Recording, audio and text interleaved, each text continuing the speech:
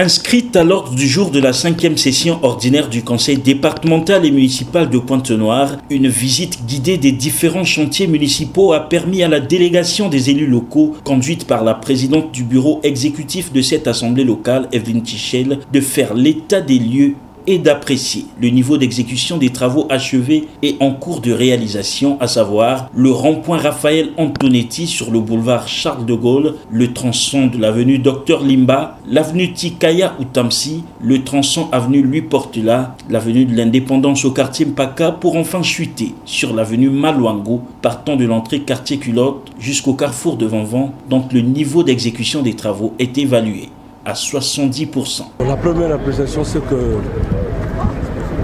conseil départemental et municipal de la ville de Pointe-Noire, à travers le bureau exécutif, est en train de faire du bon travail.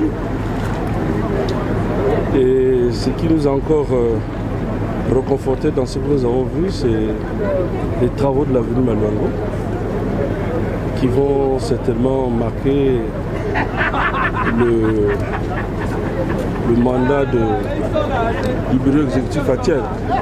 C'est une route qui est faite dans les règles de l'art.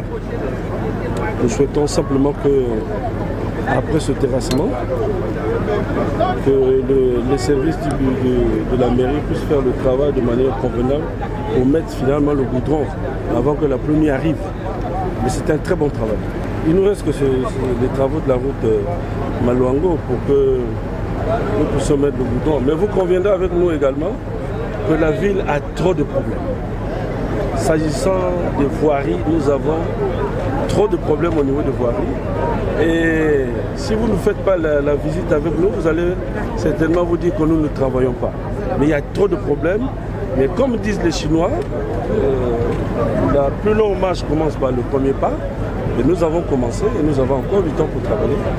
Et pour l'instant, vous avez vu les œuvres du conseil départemental et municipal, c'est ce que nous sommes en train de faire.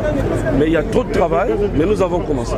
En effet, en réalisant ces travaux, le conseil départemental et municipal de Pointe-Noire entend marquer en permanence sa présence sur le terrain en demeurant sans cesse à l'écoute de la population tout en se mettant au service du développement local. Il convient de rappeler que la remise en état de ces différentes infrastructures routières dans la ville a été anticipée en attendant des travaux plus conséquents.